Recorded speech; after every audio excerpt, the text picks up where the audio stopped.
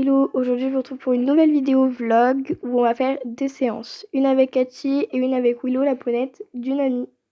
Pendant la vidéo, je vous parlerai des problèmes que j'ai en ce moment, surtout dans ma vie personnelle. Donc voilà, je vous laisse avec la suite de la vidéo. Bisous. Donc tout d'abord, je suis allée voir les poneys, je leur ai donné à manger, à boire, etc. Bon, passons à la partie un peu moins fun. Donc tout d'abord, je fais partie d'une communauté, les Reading Friends Community, qui propose des cours, des formations, etc. Cela m'aide énormément dans ma vie de tous les jours grâce à leurs cours où je me sens encadrée par une équipe de professionnels et non seule face à ma ponette. Ça m'aide aussi à renforcer mon lien avec elle. Après ça, j'ai quitté le cocon familial pour m'installer dans une petite maison à Noël-Christ, qui appartient à Steve, un ami à mes parents. Malgré mon confort d'être enfin chez moi et d'être dépendante comme je le souhaitais, j'ai développé comme une obsession.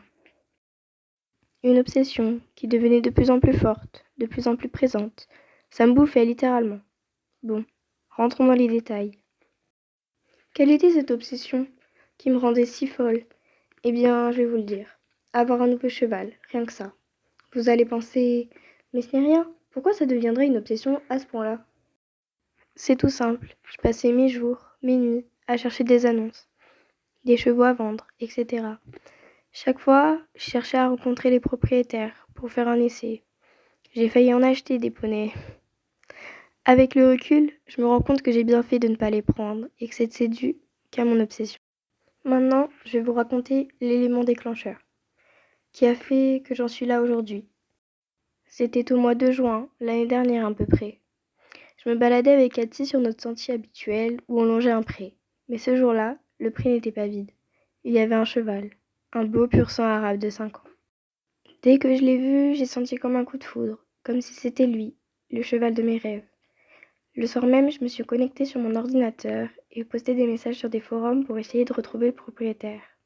Sans grand succès, malheureusement. Ce cheval m'avait complètement obsédée. Je rêvais lui, je parlais lui, alors que je ne le connaissais même pas. Un beau jour, j'ai reçu un message d'un monsieur dont je ne citerai pas le nom. Il disait qu'il était le propriétaire du cheval, qu'il s'appelait Blue et qu'il s'en occupait plus trop. Il cherchait à le vendre. J'ai tout de suite répondu, comme quoi je voulais le rencontrer. Alors, nous avons convenu une date. Le jour venu, j'y suis allée. J'ai essayé le cheval et je l'ai adoré. Je n'ai pas voulu tout de suite lui dire ma réponse. Je voulais y réfléchir. 2 semaines sont passées. Un soir, j'ai fait un rêve. J'ai rêvé de Cathy. Et là, ce fut le déclic. Pendant que je cherchais un nouveau cheval, je l'avais complètement oublié, délaissé. Je la montais pour la monter. Je prenais plus de plaisir. Pendant ces longs mois, elle ne pensait qu'à moi, et moi à d'autres chevaux. Ça résonnait comme quelque chose de mauvais dans ma tête. Il fallait à tout prix que je remédie à ça. J'ai décidé de tout arrêter. J'ai compris que le coup de foudre que j'avais eu pour ce cheval était dû à mon obsession. Je me suis coupée du monde pour me reconcentrer sur ce qui était le plus important, c'est-à-dire Cathy. J'ai coupé mes réseaux, quitté temporairement ma communauté, et je me suis enfermée dans une petite bulle avec ma ponette. 6 mois ont passé. Pendant ces longs mois, j'ai appris à renforcer mon lien avec Cathy, à la connaître. Je suis revenue à la REC, plus forte, plus confiante. J'ai décidé de ne pas reprendre les recherches pour le moment en tout cas. J'ai même réussi à passer mon galop 3. Cependant, à cause de cette absence, nous avons développé de nombreux défauts. Cathy ne pouvait plus vivre avec d'autres chevaux. Elle était devenue complètement insociable. Je vous explique même pas comment se passaient nos cours collectifs.